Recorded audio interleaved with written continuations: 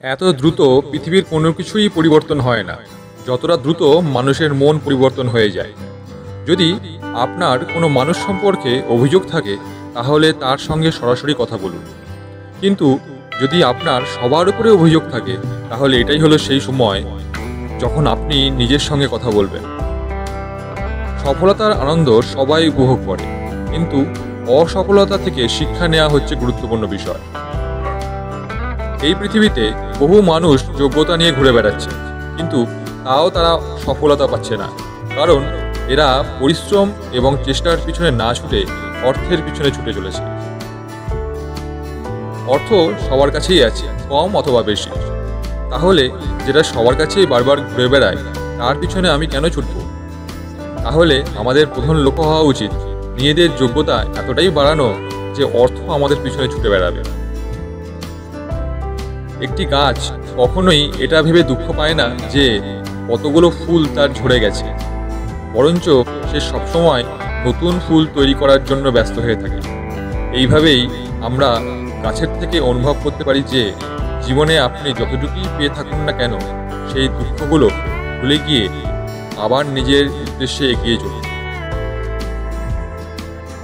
নিজেকে কখনোই অন্যের তুলনায় দুর্বল মনে করবেন না, কারণ সবার জায়গা তাদের যোগ্যতা অনুযায়ী হয়। একটি প্রদীপ সূর্যের তুলনায় অবশ্যই অনেক ছোট, কিন্তু অন্ধকার ঘরে তার ক্ষমতাও কম নয়।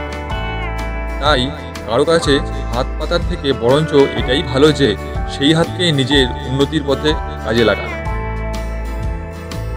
জীবনে যখনই আপনার হার মানতে ইচ্ছা করবে, তখনই এই কথাগুলো মনে রাখবেন। বয়স আপনাকে ক্লান্ত করতে পারবে না, আঘাত আপনাকে নিচে নামিয়ে নিতে পারবে না। যদি আপনার ভিতরে জেদ থাকে, তাহলে হেরে যাওয়াটা আপনাকে পিছিয়ে দিতে পারবে না। জীবনে কোনো বিষয় নিয়ে টেনশন করবেন না, কারণ টেনশন করলেই যদি সফল হওয়া যেত, তাহলে পৃথিবীর প্রত্যেকটা দুঃখী মানুষ আজকে সফল হতো। তাই আপনাকে সর্বদা এটা মনে রাখতে হবে যে দুঃখ বা কান্না করে কখনোই সফলতা পাওয়া যায় না। সফলতা পাওয়া যায় চেষ্টা এবং পরিশ্রমের মাধ্যমে।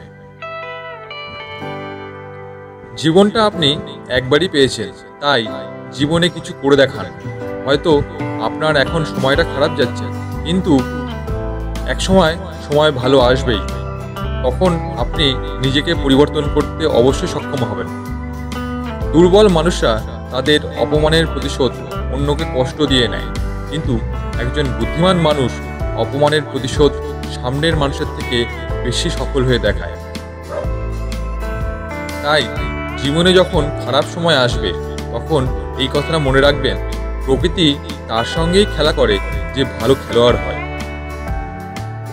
যদি আপনি মানুষের অপমান শুনে দুঃখী হয়ে যান অথবা মানুষের প্রশংসা শুনে আনন্দিত হয়ে ওঠেন, তাহলে বুঝবেন আপনি একটি খেলার পুতুল হয়েই রয়েছেন, যার নিয়ন্ত্রণ সর্বদা অন্যের হাতে রয়েছে। যদি আপনি জীবনে খুশি হতে চান, তাহলে অন্যের মানুষের কথা মনের মধ্যে নেওয়া বন্ধ করুন। আপনার চারিপাশের মানুষরা হয়তো আপনার সামনে বলবে যে আপনি সফল হন, কিন্তু তারা কখনোই চান না যে আপনি তাদের থেকে আরো বেশি সফল হন। কখনোই অন্যের সামনে নিজেকে প্রমাণ করার চেষ্টা করবেন না, এতে আপনার সময় নষ্ট হবে, কারণ আপনাকে সে ততটাই বুঝবে যতটা তার যোগ্যতা রয়েছে। তাই আপনার মনকে এমনভাবে তৈরি করুন যে কেউ কিছু বললে আপনি সেটাকে হেসে উড়িয়ে দেবেন। আপনাকে আপনার ভিতরের শক্তি থেকে জাগ্রত করতে হবে এবং ক্ষমতাশালী হতে হবে, কারণ আপনার দুর্বলতাগুলিকে তো আপনার শত্রুরা অবশ্যই খুঁজে বার করবে। আপনার জীবনের সঙ্গে কখনোই অন্যের জীবনের তুলনা করবেন না, কারণ সূর্য ও চন্দ্র দুজনেই আলো দেয়, কিন্তু ভিন্ন ভিন্ন সময়। জীবনে একবারে কেউ সফল হয় না। অসফলতা আমাদের বলে দেয় যে আমরা আমাদের সময় সঠিকভাবে ব্যবহার করতে পারিনি।